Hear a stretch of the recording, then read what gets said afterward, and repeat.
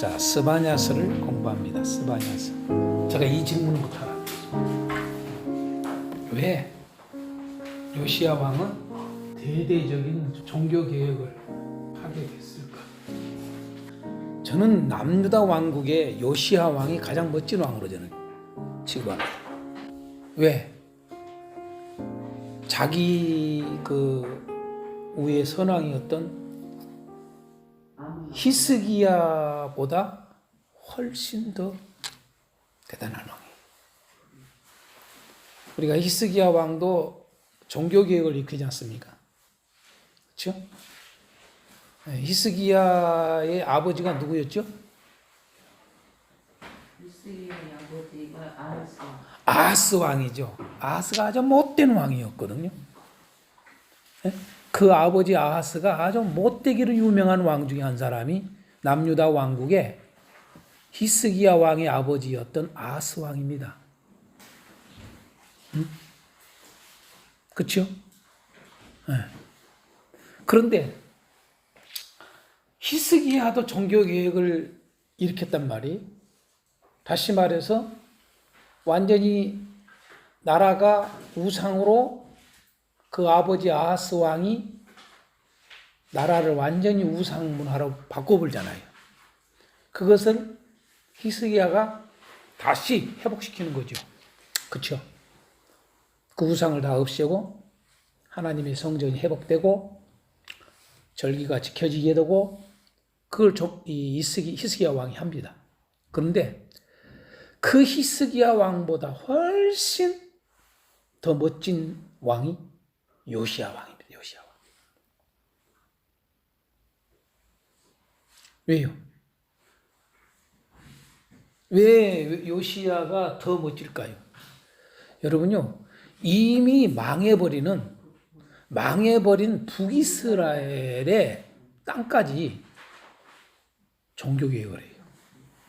자기 땅인 남유다 왕국만 여러분 모든 우상을 다 없애고 성전 회복시키는 일만 한 게 아니라 북이스라엘 온 지역에 있는 우상들을 다 없애요. 대대적인 종교개혁을 합니다.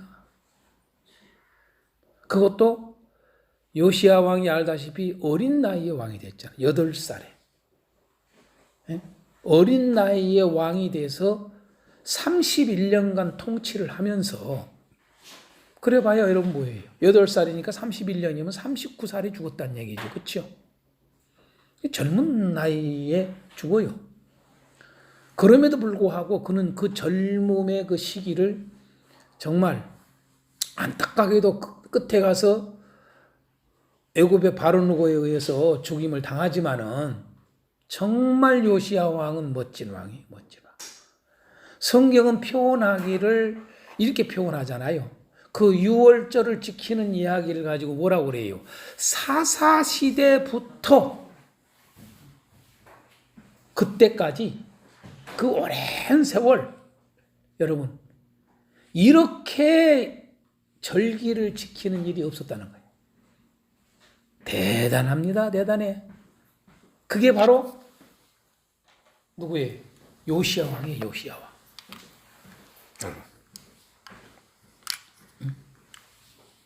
그러면은 제가 이 질문 하잖아요. 왜 요시야 왕은 대대적인 종교개혁을 하게 됐을까? 어떻게 그렇게 할 수 있었을까? 선지자들이 요시야 때에도 그 유다가 망할 것을 계속해서 예언을 하잖아요. 근데 이제 저는 생각할 때 율법책을 발견하는 것이 그래서 그 율법책을 읽고서 왜 이 유다가 이렇게 망한다고 하시는가 하나님의 뜻을 알았기 때문에 이제 그리고 북이스라엘이 또 망했잖아요 이미. 그래서 이제는 요시야가 유다의 살 길은 하나님의 말씀대로 율법을 지키는 것이다. 그걸 깨달았기 때문에. 네. 그리고 뒤에서 그렇죠. 여호와 사모하시다는 그 제사장이 우리가 이 근거를 이제 가질 수 있는 게 방금 이야기한 것도 그 근거지만 출발이 뭐냐면요.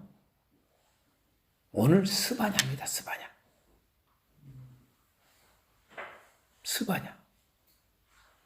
스바냐 선지자 때문에 그게 하게 된 거예요. 쉬운 말로 말해서 오늘 우리가 배울 이 스바냐서의 내용을 요시야 왕이 스바냐를 통해서 듣고 이 예언을, 이 말씀을, 하나님의 말씀을 듣고 여러분 이 엄청난 종교개혁을 일으킨 거예요, 사실은.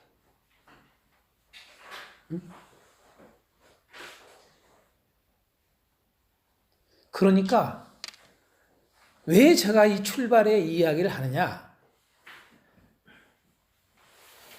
스바냐와 같은 한 사람이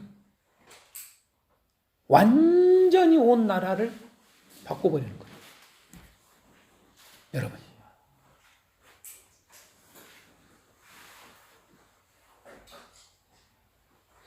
우리 특히 주의 종들인 우리가 스바냐서를 우리가 공부를 하기 전에 또한 공부를 한 후에도 내가 간직하고 내가 해야 될 일이 뭘까? 나도 스바냐 같은 사람이 돼야 되겠다. 오늘 우리 각 사람이 스바냐와 같은 정신으로 스바냐와 같이 하나님의 말씀을 선포한다면은 여러분 그 자가 바로 하나님을 기쁘시게 하는 하나님의 사람이 된다고 저는 봅니다. 제가 이제 이 스바냐가 누구인가를 첫 질문에 해놨는데 여러분 알다시피 이 스바냐가 성경이 기록하기를 뭐라고 해놨습니까? 1절에 히스기야 현손이라고 그래요. 그렇죠? 그러니까 뭐예요? 왕족이에요. 왕족. 히스기야의 현손이에요. 그 말은 여러분요 요시야 왕하고 같은 왕족이에요. 같은. 요시야 왕도 히스기야의 후손이고 바로 이 스바냐 선지자도 히스기야 왕의 자손이에요. 다만 우리가 알다시피 요시야 왕은 학렬은 같지를 않아요. 스바냐하고. 그렇죠? 스바냐하고 요시야하고 학렬은 같지를 않아요. 학렬은 한 학렬이 아래예요. 요시야가 사실은. 네. 그러니까 스바냐가 요시야는 스바냐에게는 요시야 왕이 사실은 뭐예요? 삼촌뻘이에요. 아버지 학렬이라고 해요. 자기. 그렇지만 추측을 할 수 있는 것은 스바냐가 나이가 좀 더 들었어. 학렬이 달라도 나이가 다르잖아요, 여러분요. 꼭 나이가 같이 이렇게 돌아가는 건 아니잖아요. 저희들도 뭐냐면은 저희 또래가 뭐예요? 학렬이 저보다 낮아요. 저희 또래. 그러니까 같은 집안 사람이니까 형 동생 해야 되는데 형 동생이 아니요. 무슨 말인지 알겠죠? 네. 형 동생이 아니요. 저보고 뭐라고 하면 당숙이라고 그래. 저보고 형 아니면 이렇게 하면 아니면 나보다 나이가 더 많은 사람이야. 나보다 나이가 더 많은 사람이면 나보고 동생이라고 그래야 되는데 저보고 당숙이라고 그래. 왜? 내가 학렬이 한 학렬이 높아. 꼭 그런 격이야.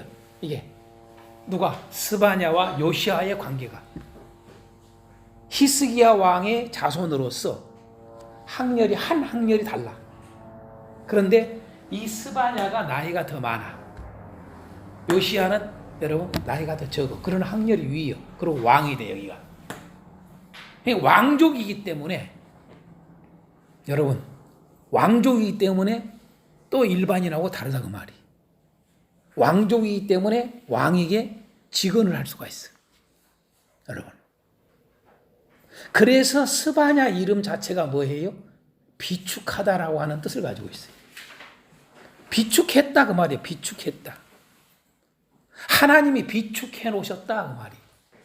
또 다른 말로 숨겨둔 자 이런 뜻입니다. 여러분. 그러니까 이런 것들을 보면은 하나님은 항상 시대 속에 하나님의 사람을 비축해 놓으셔요. 오늘 저와 여러분이 그러한 사람 중에 한 사람이 되었으면 합니다. 참, 이거보다 더 은총이 어디가 있어요? 하나님이 숨겨둔 자, 하나님이 비축해 둔 자.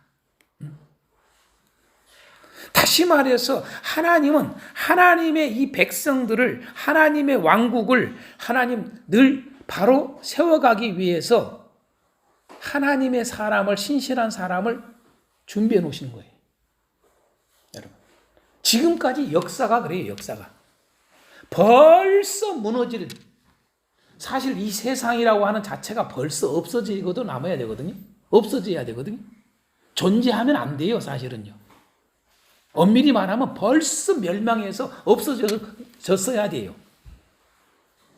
그렇잖아요? 제가 오면서도 방송에, 극동방송에 그런 얘기 하더라고요. 뭐 이미 익히 아는 이야기지만, 여러분, 여러분, 어떻게 미국이라는 나라가 만들어져요? 신앙으로 만들어진 게 아니에요. 그렇죠?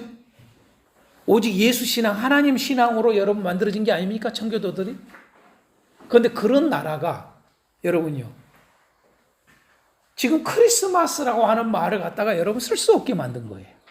그렇게 돼 있어, 미국이라는 나라가. 희한하지요? 네?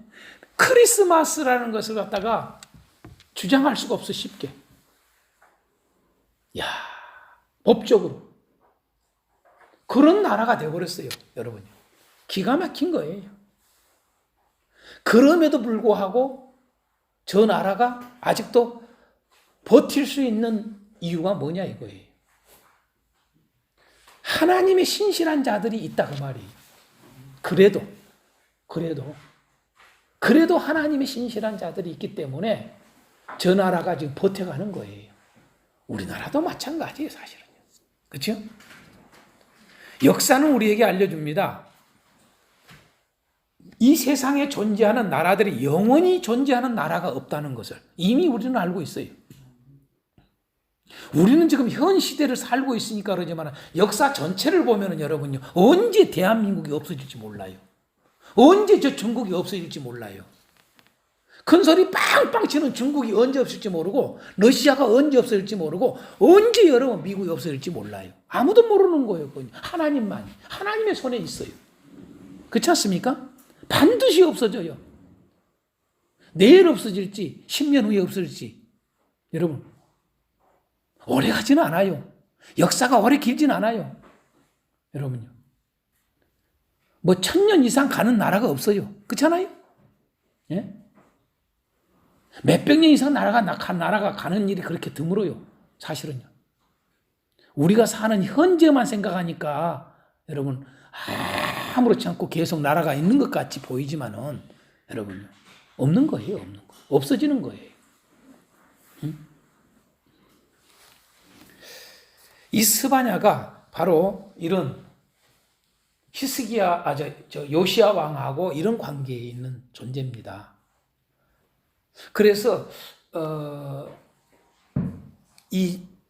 볼 때에 어떤 일이 있느냐라면요, 이 스바냐는 요시야 왕 때 초기에 활동을 한 사람입니다. 여러분 잘 알다시피 요시야 왕 때에 남유다에 활동했던 대표적인 선지자가 누구예요? 에레미야하고 스바냐입니다. 여러분.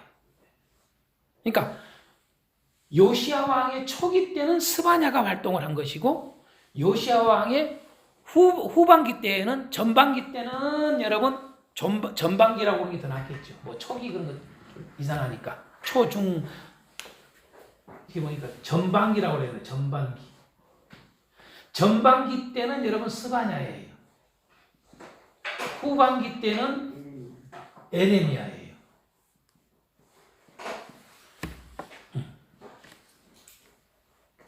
그렇게 활동을 합니다. 그래서 스바냐가 전반기 때 활동을 했다라고 하는 것을 어떻게 알 수 있느냐? 스바냐서에 보니까 여러분요, 우상이 아직 있고, 그렇죠? 우상이 아직 존재하고 있고, 온갖 바알신부터 시작해서 여러분 별을 갖다가 별을 섬기는 일부터 시작해서, 그렇죠? 쭉 나오잖아요. 밀감 나오고 다 나오죠.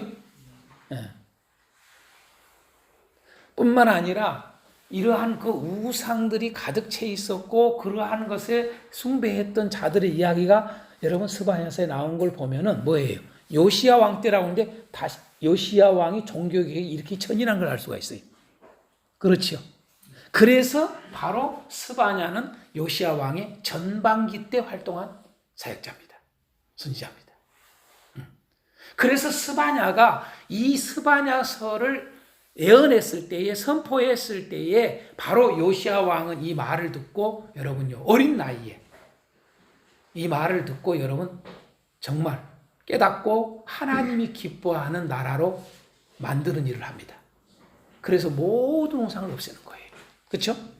제가 시대적 배경을 이야기해놨습니다만은 여러분에게 간략하게 아주 이 시대적 배경을 좀 아는 게 중요해요. 시대적 배경에 대해서 좀 이야기를 조금 이따 하겠습니다. 다시 스바냐가 누구인가를 내가 말하기 위해서 조금 이 스바냐의 그 위치, 역할, 스바냐가 얼마나 엄청난 역할을 해줬는가라고 하는 거. 그러면 꼭 이거하고 비슷해요. 누굽니까? 미가 선지자를 통해서 히스기야가 종교개혁을 일으킵니다. 여러분. 그러니까 꼭 이거 비슷해요. 미가 선지자를 통해서 히스기야가 정신을 차리고, 히스기야가 여러분요, 일반 우리가 보통 볼 때에는 열왕기서에서나 이 역대서기서를 볼 때에 히스기야가 참 멋지게 나오잖아요. 예? 하나님을 절대적으로 의지하고 그러고 여러분 종교개혁을 일으키고 하잖아요. 다 우상을 없애버리고 그런 일을 하는데, 그게 왜 그렇게 했는가, 그걸 알 수 있는 게 여러분 미가서를 통해서 알 수 있는 거예요. 미가의 그 하나님의 말씀의 선포를 듣고, 미가는 얼마나 또 그 시대에 특히 여러분요, 죽음을 각오하고 여러분 말씀을 선포했다고 우리가 미가서 배웠지 않습니까? 목숨을 건 거예요. 아무도 말을 안 해요. 아무도 말을 안 하는 거예요. 이 나라가 이렇게 죄악으로 가득 채 가는데도 불구하고 하나님이 없어져 가고 하나님이 혼합돼 가고 이런 것을 보고도 어느 누구 말을 안 하는데, 미가는 말하기를 나는 내가 자꾸 지난번에 미가서 할 때 했죠. 나는 이렇게 말한다. 나는 이렇게 말한다. 그게 미가서에 나옵니다. 이게 미가를 통해서 히스기야가 정신을 차린 거예요. 사실은요. 알고 보면요. 우리가 오늘 공부를 스바냐서하고 하박국서를 같이 학개서를 같이 공부를 하지만은 여러분 똑같아요. 스바냐서도 그렇고 학개서도 그렇고 결국은 뭐예요? 선지자의 역할이에요. 선지자의 역할. 어떻게 여러분 성전이 완공이 됩니까? 성전이. 그게 누구 때문에? 선지자 때문에. 학개 선지자 때문에. 스가랴 선지자 때문에 성전이 완공이 돼요. 건축이 돼요. 여러분. 그러니까 마찬가지로 이 스바냐 한 사람을 통해서 나라가 바로 서게 되는 거예요. 이게 놀라운 거예요. 이것을 내가 말해주고자 지금 스바냐는 누구인가 이걸 좀 다루는 겁니다. 사실은요. 자, 두 번째 질문에 이런 질문을 했습니다. 3장 17절에 여러분 우리가 너무 잘 아는 내용이죠. 3장 17절 너의 하나님 여호와가 너의 가운데 계시니 그는 구원을 베푸실 전능자시라.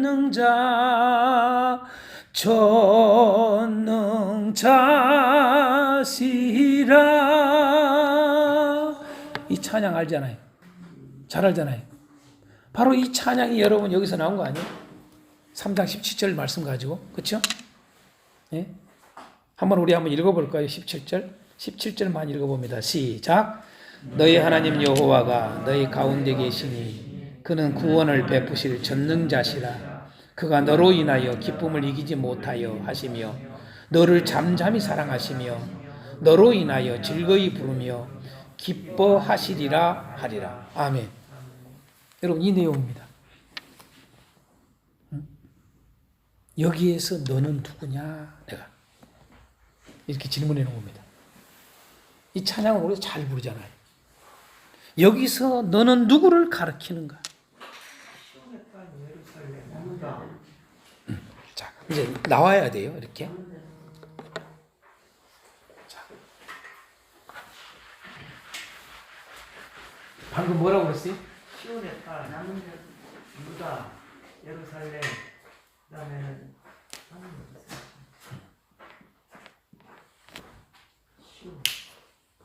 바로 거기 보면 나오죠. 그 너라고 하는 것을 알 수 있는 게 보면은 16절 9위에 보면 알 수 있죠.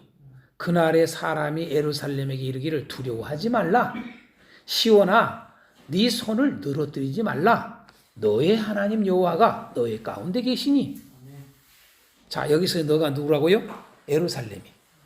시온이 같은 말이죠. 예루살렘 성, 시온 성, 그렇죠?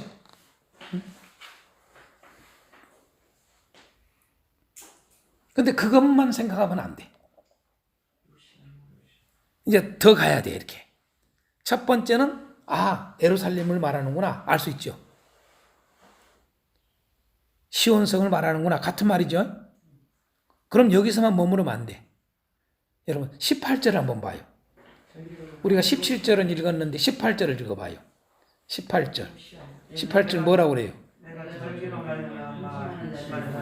여러분요.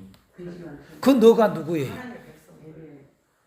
그냥 그대로 절기로 말미암아 근심하는 자예요. 이게 구체적으로 여러분 아셔야 돼요. 절기로 말미암아 근심한다는 말은 무슨 말이에요? 절기가 제대로 안 지켜지는 거야. 절기가 없어. 이게 엉망이 돼버린 거야. 그러니까 절기를 지키지 못함에 대해서 막 애통하는 거예요. 애통해 여러분요. 네? 그런 백성들 이렇게 이제 압축이 되는 거예요, 여러분요. 이게 꼭 아셔야 돼요. 예루살렘이란 말이에요. 예루살렘. 너는 예루살렘이에요. 근데 그 예루살렘을 좀 더 구체적으로 들어가니까 뭐예요? 이렇게 그 앞뒤에서 이렇게 다 보시라고 말이에요. 그렇죠? 절기로 말미암아 근심하는 자, 애통하는 거예요. 예? 절기가 안 지켜지고 있으니까 너무나 마음이 괴로운 거야. 응? 오늘날 여러분 우리 한국 교회인 중에 여러분 이런 성도들이 있어요. 코로나 때문에 예배를 못 드리니까 마음이 아픈 거야 그냥. 에? 괴로운 사람이 있어. 괴로운 사람이. 뭐 이래도 돼 저래도 돼 뭐 그럴 수 있지. 이게 아니라 마음이 애통해 그냥 예배를 드리지 못함에 대해서. 응? 다릅니다 여러분. 차원이 사람이 다.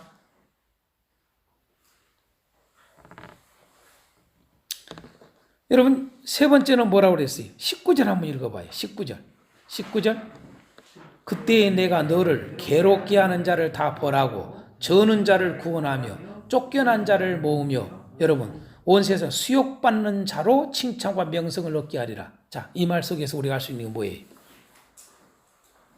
여러분 한마디로 해서 고통받고 있는 자예요. 맞죠? 고통 중에 있던 자예요. 예? 괴롭게 하는, 괴로움을 좀 당하고 있다고 말이에요. 괴로움을 당하고 있는 자, 저는 자, 그렇죠? 저는 자, 고통 중에 있잖아요. 자, 괴로움을 받는 자, 저는 자, 자, 쫓겨난 자, 여러분 수욕을 받는 자, 이 말을 한마디로 하면 고통받는 자죠. 그렇죠? 이렇게 하는 거예요. 이렇게 고통받는 자.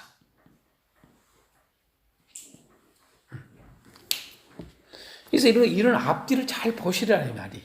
성경을 볼 때에. 오케이?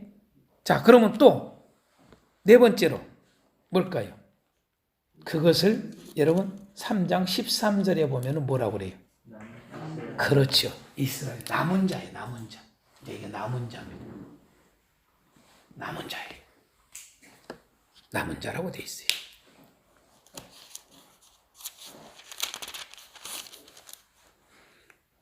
자, 그 다음에 또 3장 7절은요. 뭐라고 돼 있어요? 내가 이르기를 너는 오직 나를 경외하고 교훈을 받으라. 자, 여기서 너는 어디까지 연결돼요? 여러분, 하나님을 경외하고 교훈을 받는 자예요. 그렇죠? 이렇게 하나님을 경외하고 교훈을 받는 자. 하나님의 가르침을 따른다 그 말이죠. 하나님의 말씀을 따르는 자. 그렇죠? 자, 이것을 뭐라고 그래요? 2장 3절에서는 뭐라고 그래요? 2장 3절에서 이것을 바로 겸손한 자 그러는 거예요. 겸손한 자들아 그러죠. 그렇죠? 그렇죠? 예? 세상의 모든 겸손한 자들아. 그렇죠? 그래서 겸손한 자예요. 겸손한 자. 자, 이 겸손한 자 또 다른 말로 이렇게 할 수 있어요. 가난한 자. 같이 쓰는 거예요. 여러분. 겸손이라는 말과 가난하다는 말을 같이 써요. 여러분, 이것은 성경의 아주 공통된 특징이에요. 구약 성경의 시편에 여러분 잠언서에 뭐예요? 이것을 뭐라고 그래요? 의인이라고 그래요. 그렇죠? 거기서는 스바냐서에서는 의인이라는 말을 안 쓰지만 그렇죠? 유추할 수 있죠? 자, 의인이라고 하는 말을 이렇게 쓰는 거예요. 이렇게 가난한 자, 겸손한 자, 그렇죠? 네? 하나님 앞에 겸손한 자란 말이죠. 하나님 앞에 겸손한 자. 그게 하나님을 경외하고 교훈받는 자지요. 남은 자지요. 고통받는 자지요. 절기를 근심하지요. 이게 바로 진짜 예루살렘이에요. 할렐루야. 자, 이 예루살렘이라고 하는 말은 이제 조금 나올게요. 이 너라고 하는 말은 다 예루살렘이다 이제 알았어요. 그렇죠? 성경은 처음부터 끝까지 결국 구약 신약에서 보여준 게 뭐냐 하면은 예루살렘 구원이에요. 맞죠? 그러니까 구약 성경에 우리는 선지서를 지금 계속 보고 있지만은 선지자들의 공통된 게 뭐냐면 예루살렘 회복이에요. 맞죠? 네. 예루살렘 회복입니다. 예루살렘 회복. 구약 성경은 여러분 크게 뭘 이야기하느냐? 예루살렘 회복 또는 성전 회복. 요 이야기로 딱 한마디로 그냥 끝나요. 성경은요. 그렇죠? 근데 요한계시록도 똑같이 요걸 보여줘요. 예루살렘 회복 이야기, 성전 회복 이야기로 끝나버려요. 하나야, 하나. 왜 그렇게 구약이 예루살렘에 대한 회복을 이야기를 할까? 예루살렘의 심판을 또 이야기하지만 회복 이야기도 한단 말이에요. 그렇죠?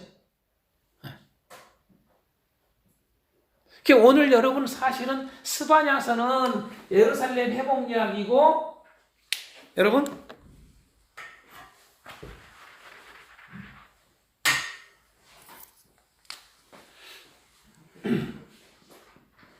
학계서는 여러분 성전 회복 이야기, 성전 회복. 맞죠? 이게 공통적으로 계속 도는 거예요. 같이 늘. 그러면 우리가 예루살렘 회복에 대한 이야기를 할 때 요한계시록으로 살짝 내가 돌아가겠어요. 결국은 요한계시록 21장이 예루살렘 회복 이야기예요. 그렇죠? 그러면 그 예루살렘을 요한계시록에서 예루살렘을 이해를 하려면 어떻게 가야 된다고 그랬어요? 요한계시록에서 예루살렘을 21장이 회복을 이야기를 하고 있는데 이걸 알려면 어디로 가야 돼요? 여러분 14장을 가야 되고 7장을 가야 된다 내가 얘기했죠. 요한계시록의 21장과 14장과 7장을 하나로 볼 줄 모르면은 여러분 예루살렘 모르는 거예요. 절대. 그쵸? 자, 이야기해 줬죠? 7장은 여러분요, 구원받을 자가 누구예요? 특징 흰옷 입은 자야. 그쵸? 14장은 뭐예요? 여러분 이 흰옷을 갖다가 여러분 뭐예요? 지키는 거예요. 정결을 지키는 거예요. 유지시키는 거예요. 그쵸? 더럽히질 않아. 절대 이 세상에 여러분 죄에 더럽히질 않아. 이 세상에 나를 더럽히질 않아. 그리스도의 옷을 입은 우리란 말이에요. 그리스도 옷을 입은 자가 여러분 7장 이야기예요. 그게 구원받을 자예요. 그리스도의 옷을 입은 자가 14만 4천이에요. 아멘? 그리스도의 옷을 입은 자가 그 옷을 여러분 세상에서 더럽히질 않아. 다시 말해서 죄를 안 진다 그 말이에요. 다시 말해서 그 말이 뭐예요? 계명을 지킨다 그 말이에요. 그게 여러분 14장 이야기예요. 14만 4천을 다시 이야기하지요. 그렇죠? 그러고 나서 21장에서 또 14만 4천 이야기하는데 그걸 여러분 예루살렘 이렇게 이야기를 한다 이 말이. 할렐루야. 응? 그 말이나 여러분 제가 왜 이것을 요한계시록을 통해서 한번 보여주느냐. 스바냐사에 너가 예루살렘이 결국은 같은 말인 걸 알 수 있어요 없어요? 그냥 예루살렘이 아니라는 거죠. 결국 이렇게 가는 거죠. 아멘. 의인이요. 의인이란 말을 안 쓰지만 사실은 결론은 마지막에 가서 겸손한 자예요. 겸손한 자. 겸손한 자를 말하는 거예요. 아멘. 이게 진짜 백이에요. 진짜 백. 겸손한 자. 다시 말해서 하나님을 경외하고 교훈을 받는 자. 하나님의 교훈을 받는 자. 다른 말로 말해서 여러분요. 그 하나님의 말씀을 끝까지 지키는 자. 그래서 남는 자예요. 고통을 받으면서도 그 고통과 그 핍박과 그 괴로움 속에서도 그 애통함 속에서도 흔들림 없이 모두가 무너져 가는데 모두가 우상 숭배로 다 바뀌어버리는데 하나님의 백성들이 다 변질되기 시작하는데 여러분 이스라엘도 완전히 끝나버렸고 이제는 남유다에 있는 백성들조차도 여러분 뭐예요? 하나님이 아닌 하나님은 모양만 있고 사실은 다 모든 우상을 다 끌어들여서 우상을 숭배하는 자들로 바뀌어버리는 우상을 숭배하니 뭐예요? 그것도 그 죄의 가장 근원 우상 숭배. 거기다가 뭐예요? 여러분요 오직 재물을 누리고 사는 것으로 기뻐해. 여러분 표현하기를 참 재밌게 표현했어요. 여러분요 이런 표현도 있어요. 그들의 죄에 대해서 쭉 이야기를 하는데 어떤 표현을 했습니까? 1장 9절 같은 데 보니까 여러분 뭐예요? 그날의 문턱을 뛰어넘어서 광포와 여러분 뭐예요? 거짓으로 자기 주인의 집에 채운 자들에게 내가 벌하리라. 무슨 말이에요? 여러분요 자기 주인의 집을 채운 자들은 그 말은 뭐예요? 자기 주인이 누구요? 지금 위에 8절에 보니까 지도자들이야. 방백들, 왕자들, 여러분. 권력을 가진 자들이야. 그러니까 권력을 가진 그 권력의 끈앞풀을 가진 일종의 부역자라고 그러죠. 부역자. 이해가 됩니까? 예? 여러분요, 지금 여러분, 우리나라도 마찬가지야. 어느 시대나 어느 나라나 권력을 가진 자는 그 권력으로 휘둘고 살아요. 그렇죠? 그 권력으로 부귀영화를 다 누리려고 해. 더 중요한 것은 그 권력을 가진 자뿐만 아니라 그 권력에 다 빌붙어 사는 자들, 그 일종의 부역자라고 그러잖아요. 그들이 뭐예요? 자기의 그 권력을 가진 자, 그 주인의 마음을 기쁘게 하기 위해서 온갖 포악을 행하고 거짓을 행하고 여러분 다 하는 거예요. 또 그때나 지금이나요. 그렇지 않습니까? 응? 이러한 여러분 스바냐 시대에 이러한 것을 본 거예요. 이러한 것을 스바냐가 이것을 보고 선포한 거예요. 여러분 스바냐 선지자가. 한마디로 말해서 뭐예요? 싹 멸절하리라. 여러분 첫 발음부터 뭐라고 그래요 여러분요? 내가 지면에서 모두 다 없애버릴 것이야. 예?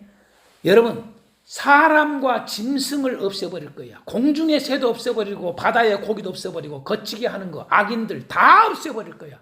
모든 우상들 없애버릴 거야. 우상 숭배하는 자들 없앨 거야. 우상 앞에 저기 하는 제사들은 제사장들 싹 없앨 거야. 부터 시작해서 왕들, 방백들, 왕자들 이방인의 옷으로 즐거워하면서 이게 뭐예요? 혼합 문화거든요. 하나님의 백성인 여러분이 이방 것들을 좋아해가지고 다 끌어오고 이방 문화를 즐기기를 좋아하고 이방 사람들이 즐기는 것이 좋고, 그리고 이방 사람들이 결국은 더 어떻게 돼요? 여러분, 이방 사람들이 섬겼던 신까지 끌어오잖아요. 제가 아까 히스기야 왕 이야기했지만은 여러분, 미가 선지자가 했을 때 그 아하스 왕이 어떤 자예요? 여러분요, 아하스는 여러분요 담의 세계 신을 끌어들어오잖아요. 그래가지고 그 담의 세계에 있는 신을 끌어다가 우상을 끌어다가 하나님의 성전에다가 갖다가 여러분 바꿔치기 해보잖아요. 다 없애. 성전에 있는 모든 것들을 다 없애버려. 그리고 그 자리에다가 박아버려요, 여러분이. 그렇게 악한 왕이 돼요, 아하스 왕이. 네? 기가 막혀. 그걸 보고 미가가 외쳤거든, 그 당시에. 미가가 외쳤던 거죠. 어? 여러분, 언제나 그래요, 언제나. 뭐 아까 전에 미국 이야기를 했습니다만은 하나님의 신앙으로 출발을 했지만은 그 신앙이 점점 무너져요. 점점 무너져. 좋아지질 않아. 제가 언젠가도 이야기했죠. 여러분, 과학이 발달한다. 여러분, 문명이 발달한다. 여러분, 산업이 발달한다. 반드시 여러분, 신앙은 후퇴하게 돼 있어요. 이것이 올라가면 올라갈수록 신앙은 반드시 내려오게 돼 있어요. 역사가 말해줘요, 역사가 항상. 뭐예요? 우리는 여러분, 과학이 발달하고 문명이 발달하고 산업이 발달하면 좋잖아요. 자, 좋아요, 안 좋아요? 좋잖아요. 나쁜 건 아니잖아요. 좋은데 뭐냐라면 그 좋은 것이 여러분 우상이 돼버려. 그게 하나님이 없어져 가는 거예요. 근데 그 하나님이 없어가지는 것을 하는 게 어떻게 돼요? 우리가 흔히 이야기하는 개구리가 여러분요, 서서히 죽어가는 이야기하는 꼭 그래요. 우리가 몰라. 그래서 성경에 항상 하나님이 하시는 그 핵심된 표현 중에 하나가 깨어있음이거든요. 깨어있으라. 항상 깨어있으라. 정신 차리고 있으라. 이 말을 왜 해요? 너무 그게 중요하다는 얘기죠. 그러니까 항상 말씀과 기도하라고 무장하지 않으면, 경건훈련을 매일 돼 있지 않으면 천하장사가 없는 거예요. 다 무너지는 거예요. 자기가 지금 현재 타락해가고 있는 걸 몰라. 그러나 깨어있는 사람은 조금이라도 영적으로 무뎌지면 본인이 알아. 이 센서가 있어서, 아직은. 센서가 있어가지고 그냥 내가 답답해. 여러분 그러죠? 영적으로 뭐가 조금 무뎌지면 여러분 내가 답답해요, 안 답답해요? 답답해져. 그러면 꼭 하는 게 뭔지 아세요? 주여 내 영혼을 소성시켜줘. 저는 항상 그래요. 내가 조금이라도 이게 뭔가 가지고 이게 뭐 편하다 뭐 하더라고 내려가면은 내 영혼을 소성시켜줘. 그걸 용납을 하면 안 돼. 내 영혼을 소성시켜 주옵소서. 그래야 기도도 성령으로 기도가 돼. 할렐루야. 응? 그래야 여러분 모든 것이 분별하게 되고 내가 하나님의 말씀을 순종하며 살아가는 힘이 된 거예요, 그게. 응? 그런데 왜? 나도 모르게 술술 무너지니까, 병 들어가니까. 뭐 하루아침에 이렇게 됐겠어요? 점점점 무너져 가니까 모든 것들이 받아들이는 것이 자연스럽게 되는 거예요, 자연스럽게. 아무렇지 않게 생각하는 거예요. 교회의 모든 문화가, 우리 기독교의 문화가 여러분 오직 예수 신앙이 무너진 이유가 다른 게 있는 게 아니에요. 여러분 교회 안에 점점 문화가 들어와. 세속 문화가 세속화 우리가 들어오잖아요. 그렇죠? 응?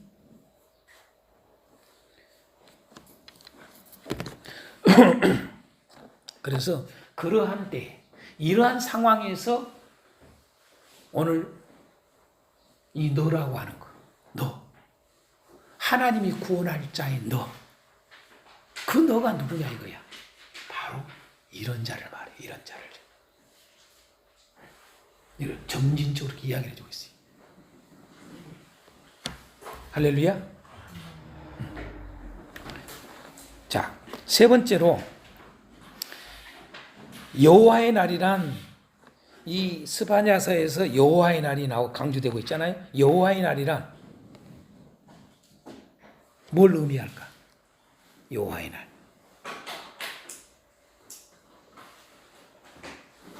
뭐 너무 잘 알죠.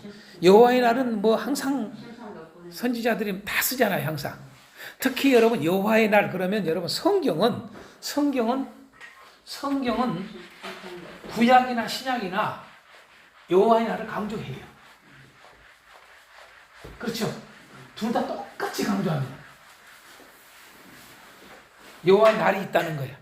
여호와의 날.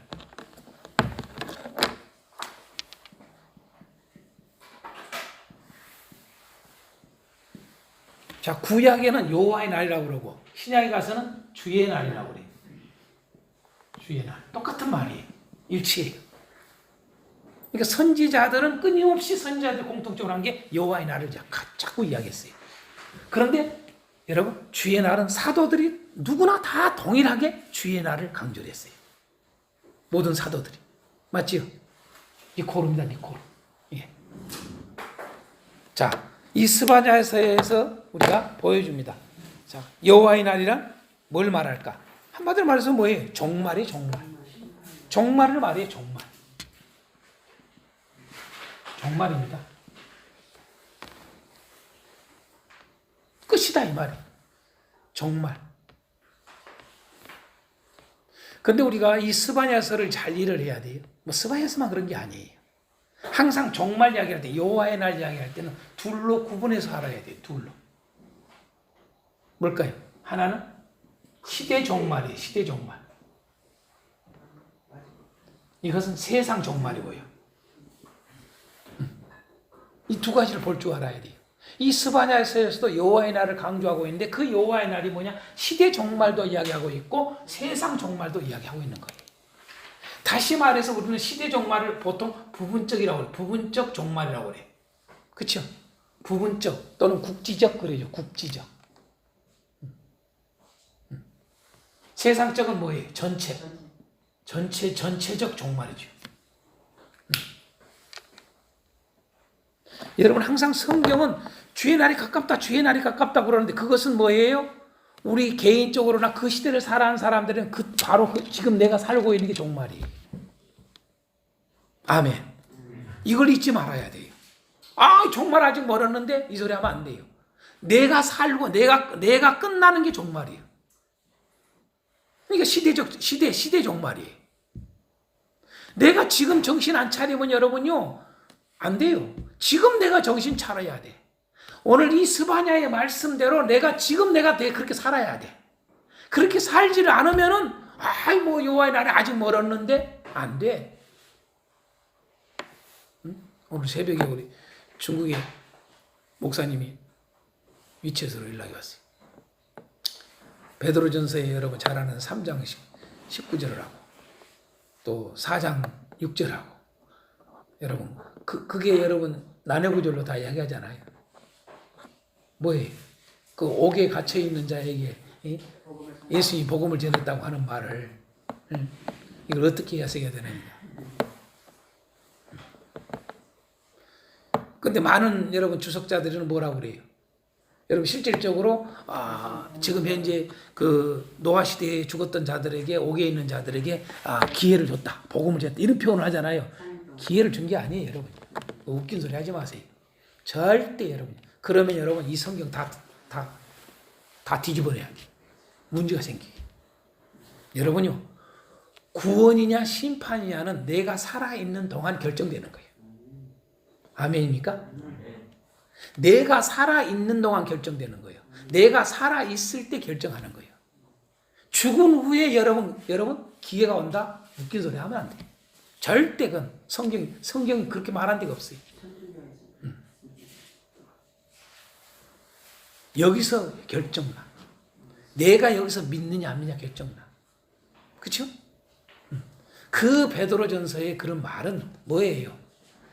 노아 시대에 심판받아서 죽었던 자들을 여러분 다시 기회를 준다는 말이 아니라 무슨 말이냐? 너희들 왜 돼진 줄 알아? 너희들 왜 멸망한 줄 알아? 너희들이 바로 육체로 살았기 때문에 그래. 그 말이요. 베드로전서 잘 읽으세요. 앞뒤를. 영으로 살지를 않아. 영으로 살라고 그랬잖아. 에? 하나님의 아들들 여러분 영으로 사는 자들인데 그들이 육체가 되어서 망했잖아. 어?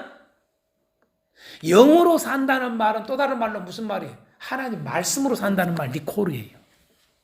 하나님 말씀대로 살아야지. 말씀으로 살아야지. 하나님 말씀으로 안 살아. 내 마음대로 내가 하고 싶은 대로 내가 누리고 싶은 대로 살아가. 그래서 망하는 거야. 알아? 너희들 왜 멸망한 줄 알아? 그걸 전했다 그 말이요. 여러분. 아멘이요? 예수님이 그걸 옥에 있는 영들에게 알려줬다 그 말이에요. 전했다 선포했다는 말은 그래서 너희들이 멸망한 거야. 아멘이요. 앞뒤를 문맥을 보면 그렇게 해석을 하는 거예요. 그게요. 정확한 해석이 그게. 그게 뭐냐라면 베드로전서 4장 이야기나 베드로전서를 전체를 이해를 하면 그냥 답이 나와. 답이. 그러니까 항상 내가 왜 키워드라는 말을 써요. 키워드는 전체를 보게 하는 거란 말이에요. 전체를 보고 성경을 한 절 한 절 해석을 해야 되는데 전체를 안 보니까 전체 주제가 뭘 말하고 있는가 그걸 딱 알면 그건 해석이 되는데 그 한 절 한 절은 너무 쉬운데 전체를 생각을 안 하고 뭐해? 한 절 한 절을 자기 마음대로 해석해 본단 말이에요. 그래서 여러분 주관적 해석이 되는 거예요. 그래서 엉뚱하게 하는 거예요. 제가 누누이 이야기하잖아요. 우리가 왜 이렇게 공부를 해요? 키워드를 정확하게 알고 키워드에 의해서 성경을 보면은 성경을 균형 있게 정확하게 해석을 한다. 정확하게 그 뜻을 안다. 그래서 키워드를 알아라. 자꾸 내가 이야기하는 거 아닙니까? 근데 이걸 가볍게 여겨. 목사님들이. 이것만큼 소중한 게 없어, 저는요, 볼 때. 그래야 성경을 바로 본단 말이에요, 하나의 뜻을. 자, 어쨌든. 여호와의 날을, 이런 뜻이. 그런데 여러분, 1장 7절을 보면은 여러분, 이렇게 되어 있어요. 1장 7절에 여호와의 날에 대해서 정리를 할 수 있는 게 딱 나와요. 주 여호와 앞에서 잠잠할지어다. 이는 여호와의 날이 가까웠으므로 여호와가 희생을 준비하고 그 청할 자를 구별하였음이니라. 이렇게 나와요. 그 말은 여러분요. 여호와의 날이란 말은 자, 이 종말인데 다시 말해서 여러분 이 종말인데 이 종말도 뭐냐면 구별을 시키는 거예요. 구별. 그래서 구별의 날이라 그러면 돼요. 구별의 날. 응? 구별하는 거예요. 심판할 자는 심판하고 살릴 자는 살리고 할렐루야. 그게 여호와의 날이에요, 여러분. 구별하는 날입니다. 응? 그러니까 하나님이 받을 자들은 받고 하나님이 없앨 자는 없애고 그게 여호와의 날이에요. 할렐루야. 그걸 갖다가 구별의 날이라고 그러는 거예요. 구별의 날. 그래서 여호와의 날에 대한 이야기는 많이 성경이 쓰고 있지만은 이렇게 스바냐서는 정확하게 구별의 날이라고 정의를 내려놓은 것이 여러분 아주 저는 중요하다 싶어서 제가 1장 7절을 이야기를 하는 거예요. 아셨죠? 자, 여호와의 날은 구별의 날이다. 그러면 아주 명쾌하게 끝나는 겁니다. 자, 그 다음 스바냐서의 요절은 뭘까? 그랬어요. 요절 말씀. 스바냐서의 요절 말씀은 뭐라고 생각해요, 여러분요? 네? 자, 2장 3장이죠. 2장 3절. 2장 3절 한번 읽어보겠습니다. 2장 3절 시작. 여호와를 지키는 세상의 모든 겸손한 자들아, 너희는 여호와를 찾으며 공의와 겸손을 구하라. 너희가 혹시 여호와의 분노의 날에 숨김을 얻으리라. 아멘. 이게 요절 말씀이에요. 스바냐서의 아주 핵심된 말씀이 이 2장 3절입니다. 이 말씀대로 한 자는 이렇게 이루어졌을 것이고, 그렇죠? 이 말씀대로 되지 않는 자는 망했지요. 그런데 이 말씀은 어떻게 돼요? 여러분 이 말씀을 듣고 요시야 시대 한 약 20년이라고 그래요. 20년. 요시야가 한 31년 통치하잖아요. 요시야가 한 31년 통치하는데 한 20년 정도는 하나님을 경외해요. 얘들이 대략 이 31년 동안에 내가 계산을 해보면 한 20년 정도는 바로 이 백성들이, 유다 백성들이 하나님을 경외하고 그렇게 하나님을 찾고 이렇게 됩니다. 왜? 그 우상을, 하나님을 찾지도 않고 하나님 구하지도 않고 하나님을 경외하지도 않았던 그들이 어떻게 돼요? 요시야의 종교개혁을 통해서 하나님을 찾게 되고 하나님을 구하게 되고 하나님을 경외하게 되잖아요. 그렇죠? 완전히 그게 한 20년 정도 된단 말이에요. 그러고 나서 그렇게 하나님을 경외함으로 유지가 됐다가 여러분 그러다가 다시 이들은 타락하게 돼요. 그게 역사를 통해서 알려줘요. 요시야 왕 다음부터는 어떻게 돼요? 마지막 멸망한 시드기야 왕까지 불과 56분이 안 돼요. 여러분. 그러니까 이 예언을 하고 나서 요시야 끝나고 50년 만에 망해버려요, 여러분요. 예루살렘이 완전히 망해버려요. 남유다가 완전히 망해버려요. 왜? 2장 3절 이 말씀을 안 붙은 거야. 결국은 또 놓친 거야. 그것을 우리는 역사적 교훈을 남겨요, 이게. 사실 알고 보면은요. 그렇죠? 시대적 배경을 조금 더 살피겠습니다. 시대적 배경을 여러분에게 써놨는데, 시대적 배경. 이 스바냐 선지자가 활동했을 때의 시대적 배경이 요시야 왕 때라고 그랬잖아요. 그러면 요시야 왕을 우리가 알기 위해서는 먼저 뭘 알아야 되냐면 요시야 왕의 위에, 그러니까 요시야 시대가 둘로 이렇게 보여줄 수 있어요. 요시야 시대는 요시야 시대를 크게 둘로 나눌 수 있어요. 이게 이제 전반기고 후반기잖아요. 이게 전반기의 백성들의 삶의 모습, 후반기의 백성들의 삶의 모습, 그렇죠? 그 전반기의 모습은 어떻게 돼요? 여러분 알고 보면은 지금 현재 언제 합니까? 즉위 8년도에, 그렇죠? 즉위 8년도에 요시야 왕이 된 지 8년이 돼서야 비로소 하나님을 찾아요, 이제. 그렇죠? 그리고 하나님 뜻대로 행해요. 그러고 우상 파괴는 12년에 한 4년 지나서 이게 하나하나 점진적으로 가고 있어요. 보면은 종교개혁을 할 때 한꺼번에 막 그냥 대대적으로 해버린 게 아니라 처음에는 하나님을 찾고 요시야 왕이 하나님 뜻대로 행해요. 자기가 본인이. 그렇죠? 그러고 나서 12년, 즉위 12년에 모든 우상을 다 파괴를 해요. 그렇죠? 그리고 우상 숭배를 다 금지하고 또 이교적 그런 모든 모습들을 다 없애죠. 그걸 대대적으로 없애요. 대대적으로. 완전히 없애죠. 응? 그건 이때는 뭐예요? 유다 땅만 그래요. 유다 땅만. 그렇죠? 유다 땅만. 그러다가 18년 돼서 이제 6년 후에는 어떻게 돼요? 성전 수리를 하죠. 그렇죠? 비로소 다 우상을 파괴하고 성전을 다 수리를 해요. 그리고 성전 수리 가운데 율법책을 발견하게 돼요. 그래서 율법책을 발견하고 더 여러분 또 깨닫게 되죠. 그래서 어떻게 돼요? 야, 북이스라엘도 망한 이유가 있구나. 이제 알게 된 거야. 자기 나라만 생각하다가 율법책을 통해서 성경을 통해서 다시 말해서 성경을 읽으면서 알게 된 거야. 야, 왜 북이스라엘 망했나? 우리 형제 나라가 왜 망했나? 그 모든 근원을 알게 된 거야.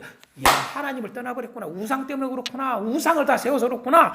그래서 이제는 남유다뿐만 아니라 북이스라엘에 있는 전역을 갖다가 여러분 우상을 다 없애는 거예요. 대대적인 청결 작업을 해요. 이게 청결 작업만 한 게 아니라 그 다음에 회복 작업을 해요. 그렇죠? 그 회복 작업이라는 것은 성전 회복이지요. 그렇죠? 성전 회복이에요. 유월절을 대표적으로 유월절을 제대로 지키는 거지요. 이런 회복 작업입니다. 이것을 바로 이 요시야 왕이 하게 돼요. 그렇죠? 이게 그러니까 완성된 것은 뭐예요? 완성된 것은 이때 좀 요 절반 이렇게 되는 거죠. 살아가는 게. 그렇죠? 그러니까 18년이니까 18년이니까 31년이니까 뭐예요? 한 12년 정도 남겨놓고, 그렇죠? 남겨놓고 해결된 거죠, 비로소. 이게 불과 한 10년 정도 말 그대로 좀 살아가는 거예요. 그 전에는 아니었다는 걸 알 수 있어요. 맞죠? 자, 그러면 그게 뭐냐? 이때가 우리는 이것이 되기 전까지는 모습이 므낫세를 좀 알아야 되고 아몬을 알아야 돼. 그의 아버지와 그의 할아버지. 그렇죠? 다시 말해서 이 남유다 땅에 어떤 상태인가를 알아야 돼. 이 시대. 요시야의 그 초반기 시대를 잘 알아야 돼. 이렇게 완전히 종교개혁이 완벽하게 완수가 되기 전까지의 이 유다 땅에 하나님의 이 백성들이 어떤 모습이었는가를 알기 위해서는 므낫세하고 아몬을 알아야 돼. 근데 알다시피 그의 할아버지 므낫세는 어떤 왕이에요? 잘 알다시피 가장 악질적이란 말. 다시 말해서 가장 우상을 가장 끌어들이는 왕이란 말이에요. 왜? 왜 그래요?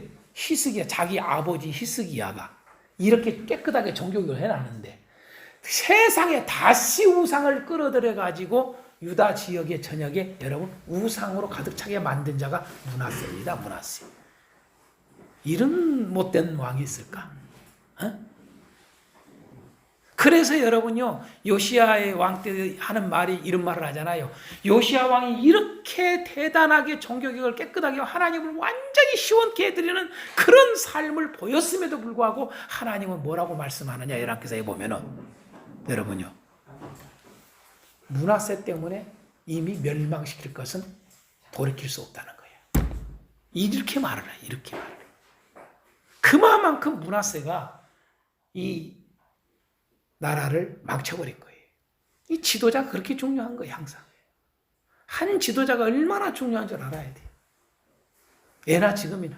우리나라도 마찬가지고, 미국이나 나라도 마찬가지고, 지도자가 그렇게 중요해요, 여러분. 그러니까, 여러분, 지도자는 여러분요, 뭘 잘하고 안 하고, 그것이 중요한 게 아니에요. 기준이 어디 있는 줄 아세요? 하나님을 경외하냐, 안 하냐가 중요해요. 아멘이요? 그게 근본이요, 그게. 그것이 기준돼야 돼. 그런데 오늘날 우리 기독교인들이, 우리 한국 교회도 마찬가지고, 미국의 여러분 그리스도인들도 그런 것을 기준이 뭔지를 생각을 안 해. 무슨 말인지 아세요? 무슨 말인지를 아시냐고. 저 사람이 하나님을 경외하냐, 안 하냐. 그게 기준이 돼야 돼. 아멘이요? 하나님을 경외하지 않으면 아무리 좋고 아무리 사람이 좋아 보이고 소용없어요, 여러분요. 끝나 안 돼. 옆 사람한테 이야기해 보세요. 목사도 못 믿을 때가 많은데요. 목사도 못 믿는데요, 여러분요. 어떻게 해요, 여러분요? 안 믿는 사람 어떻게 믿어요? 에? 근데 너무 쉽게 믿어, 우리 기독교인들이요. 너무 우선순위가 있잖아요, 순서가. 국회의원도 마찬가지고 뽑을 때 뭐예요? 그 사람이 여러분, 일단은 오늘 요즘에는 우리가 그래요. 교회, 저 사람이 집사야, 저 사람이 장로야. 그렇다고 해서 또 그렇게 그냥 하면 안 돼. 저 사람이 진짜 장로인가? 그 교회 알아봐야 돼. 저 사람이 진짜 집사인가? 알아봐야 돼. 이해가 돼요? 저 대통령이 저기 뭐냐라면 기독교인이라고 그러더라. 누구라고 그러더라. 그럼 어느 교회 나가는 거야? 저 국회의원 출마한 사람이 어느 저 교회인가? 물어봐야 돼. 저 시장으로 한 사람이 누구야? 물어봐야 돼, 여러분. 그래서 그 교회에다가 적어도 우리 목사님들은 그걸 해야 돼요, 사실은요. 사실은 해야 돼. 그냥 넘어가. 그렇게 무책임한 게 오늘날 우리 기독교 목사님들이에요. 그렇게 무책임해, 여러분요. 하나로 묶어 있다는 유기적인 걸 생각을 안 해. 나라와 교회는 하나로 묶어져 있지. 따로가 아니요. 어찌 그렇게 멍한지 몰라요. 그렇게 참 모자란 걸 나는 너무 느껴, 많이 목사님들은. 너무 한쪽으로 치우쳐 있어. 극단적이야. 유기적인지를 몰라. 여러분요, 나라는 따로 돌아가?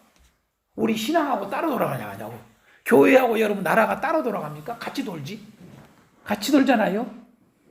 여러분 직장 생활하고 여러분 우리 신앙하고 따로 돌아? 아니잖아요. 같이 돌잖아요. 응? 그런 모든 것들, 내가 하는 일들도 일과 신앙은 다른 게 아니잖아요. 내가 밖에서 세상에 나가서 일을 하는 거하고 내 신앙하고 하는 거 별개가 아니잖아요. 하나로 유기적인 관계잖아요. 응? 그러니까 일이라고 해서 무조건 아무거나 해도 돼. 돈만 벌면 돼. 그러면 되지 않잖아요. 이게 하나님이 기뻐하는 일인가? 기뻐하지 않으면 일 안 해야지 그 일이요. 천하 없는 돈이 되고 뭐가 돼도요. 아멘요? 안 그래요? 우리가 그런 것들이 개념 정리가 안 돼 있어. 참 안타까운 일이 많아요. 답답한 사람들이 참 많습니다. 우리 목사님들 중에. 응? 어찌됐든 이 시대적으로 다시 돌아가서 보면은 바로 이 스바냐가 활동할 시대가 바로 이 므낫세와 아몬이라는 자가 얼마나 악해서 그 남유다를 얼마나 엉망진창으로 만들어버렸는 그러한 시대적 배경을 우리가 알아야 돼요. 그걸 놓치면 안 돼요. 그렇죠? 그런 시대 속에 요시야가 어떻게 해왔는가까지 두 가지를 볼 줄 알아요. 요시야가 종교개혁이 이렇게 좋은 것만 생각하면 안 돼요. 그렇잖아요? 이런 배경들을 우리가 좀 이해를 하고 그래서 이 요시야의 이름 자체가 보면 또 의미가 있어요. 요시야의 이름 자체가 뭐예요? 여호와께서 고쳐주시다라는 뜻이에요. 여호와께서 고쳐주시다. 참 그 의미가 요시야라고 하는 이름 속에 예수님의 예표가 들어있어요. 그죠? 응? 그러니까 그 나라를 완전히 고쳐버려. 할렐루야.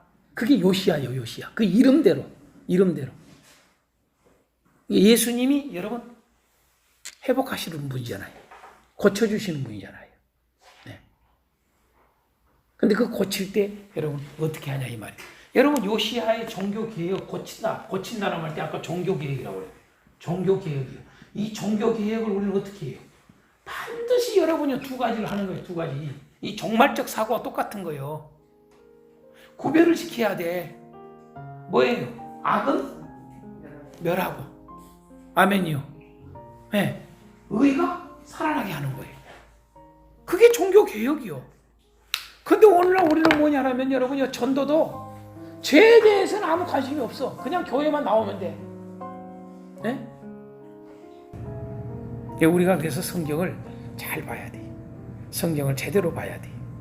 이런 시대적 이런 상황 속에서의 스바냐가 이런 말씀을 전하고 있다라고 하는 거. 그게 오늘 스바냐서의 내용입니다.